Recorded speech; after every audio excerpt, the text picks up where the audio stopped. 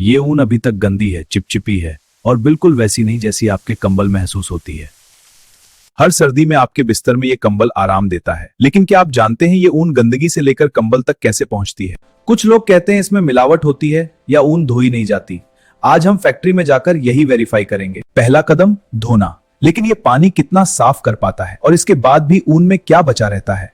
आज हम 3 बातें खोलेंगे। ऊन कैसे छानी जाती है, कैसे धागे में बदलती है और कैसे एक ढीली ऊन कंबल की मजबूत बुनाई बन जाती है। मिनी पे ऑफ ये एक मशीन नहीं, एक नियंत्रित तूफान है जहां अस्त व्यस्त ऊन को एक दिशा में सीधा किया जाता है ताकि धागा मजबूत बने।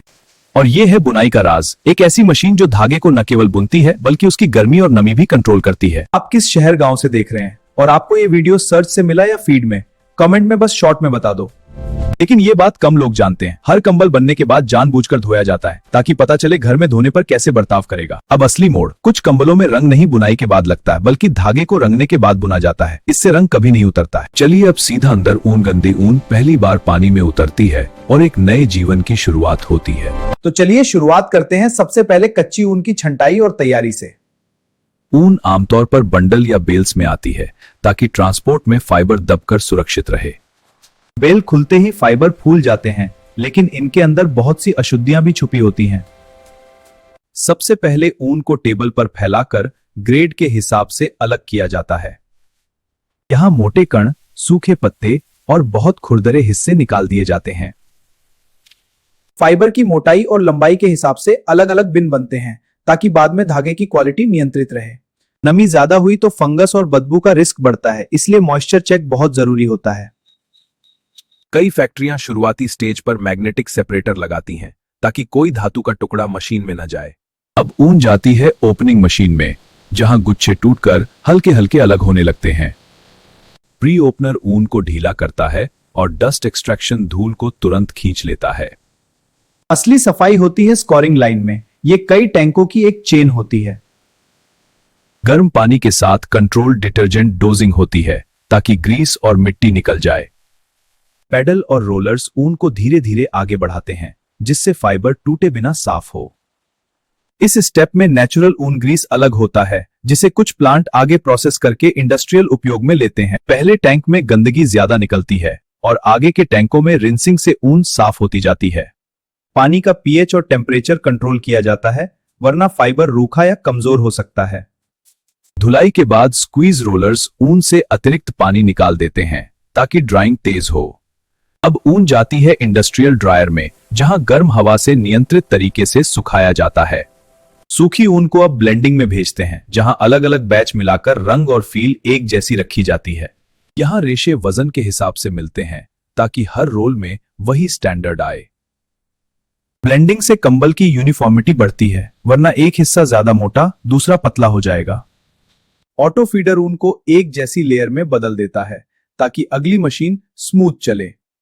अब आती है कार्डिंग। यह मशीन फाइबर को सीधा करती है और बड़े गुच्छों को छोटे छोटे रेशों में खोल देती है। कार्डिंग के बाद ऊन एक हल्की सी वेब बन जाती है, बिल्कुल बादल जैसी। फिर इसे रोलर समेटकर स्लाइवर बनाते हैं। यही आगे धागे की बेस बनती है।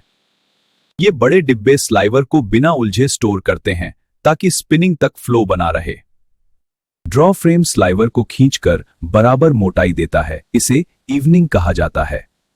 इसके बाद रोविंग बनती है, यानी हल्का सा ट्विस्ट वाला प्री यार्न जो स्पिनिंग को आसान बनाता है। अब हम स्पिनिंग सेक्शन में हैं, जहां ऊन के रेशे असली धागे में बदलते हैं। ड्राफ्टिंग रोलर्स रेशों को सही अनुपात में खींचते हैं ताकि धागे की मोटाई सेट हो सके।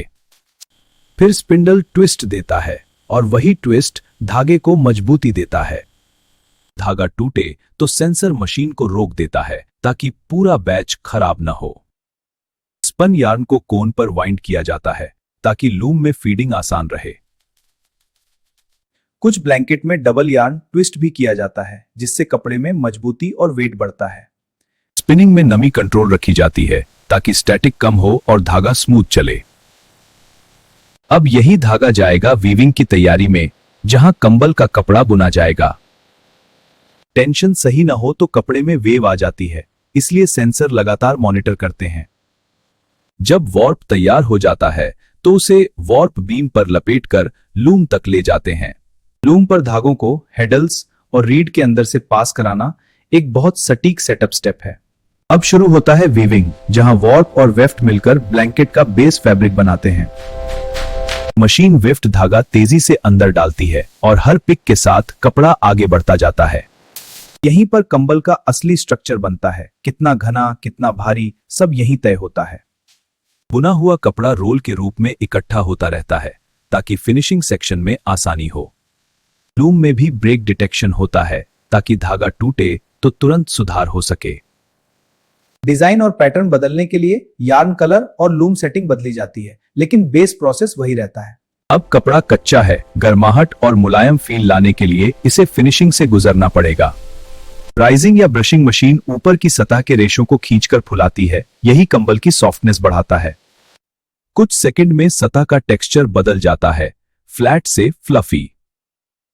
कई ब्लैंकेट में दोनों तरफ राइजिंग होती है ताकि दोनों साइड बराबर गर्म लगे। फिर शेयरिंग, ये मशीन बाहर निकले लंबे रेशे काटकर सतह को एक जैसा बनाती है। इस स्टेज पर विजुअल इंस्पेक्शन भी होता है ताकि धब्बे, लाइन या होल तुरंत पकड़ में आ जाए। फिनिशिंग वॉश में बची हुई धूल और प्रोसेस रेसिड्यू निकलते हैं और हैंड फील बेहतर होती है। कुछ यूनिट्स हल्का फैब्रिक सॉफ्टनर भी यूज करती हैं ताकि कंबल की पकड़ और मुलायम हो। वॉश के बाद सेंट्रीफ्यूज मशीन कपड़े से पानी तेजी से निकाल देती है। ड्राइंग में कपड़े को चौड़ाई में स्टेबल रखा जाता है ताकि साइज कंट्रोल में रहे। कैलेंडर रोलर्स हल्का प्रेस देकर लुक को यूनिफॉर्म करते हैं। कुछ ब्लैंकेट में शाइन भी यहीं आती है। प्रेसिंग और ड्राई के बाद कूलिंग जोन में कपड़ा रिलैक्स होता है ताकि शेप लॉक हो जाए। किनारों की मजबूती भी जरूरी है क्योंकि कंबल का सबसे ज्यादा खिंचाव वहीं आता है। अब फैब्रिक को स्क्वायर और स्ट्रेट करने के लिए किनारों पर ट्रिमिंग की जाती है।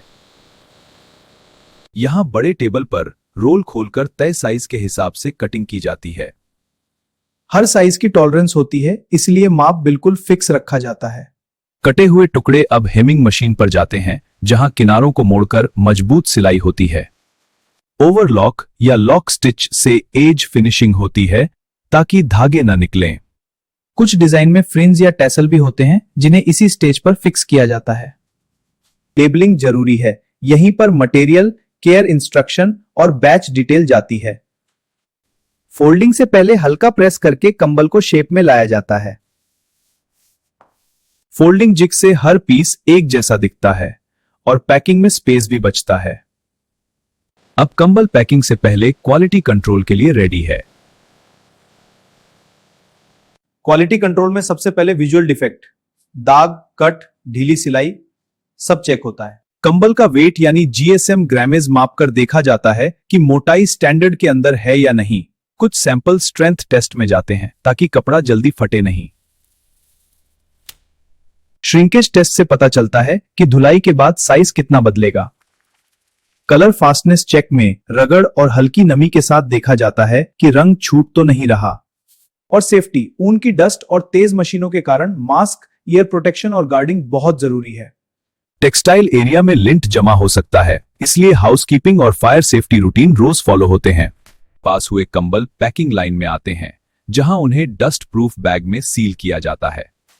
पैक पर बैच कोड और बारकोड ट्रैकिंग के लिए होता है। स्टोर और डिस्पैच दोनों आसान हो जाते हैं। फिर पीस काउंट के हिसाब से कार्टन पैकिंग होती है और ऊपर मैन्युफैक्चरिंग डिटेल स्टैंप होती है। स्टोरेज में नमी से बचाव जरूरी है, इसलिए पैलेटाइज करके माल लोडिंग बे तक जाता है। और बस यही कार्टन कुछ ही दिनों में अलग अलग शहरों की दुकानों और गोदामों तक पहुंच जाते हैं। अब जब आप कंबल खोलकर फैलाते हैं तो उसके पीछे ऊन की सफाई से लेकर वीविंग और राइजिंग तक पूरा इंजीनियरिंग सफर छुपा होता है। भेड़ के बाल का यही कमाल है, सही प्रोसेस मिले तो वही फाइबर आपको गर्माहट और आराम में बदल कर दे देता है। अगर आपको फैक्ट्री का सच वाला ये पूरा प्रोसेस पसंद आया हो तो ऐसे ही और मैन्युफैक्चरिंग सफर के लिए चैनल को जरूर फॉलो कीजिए।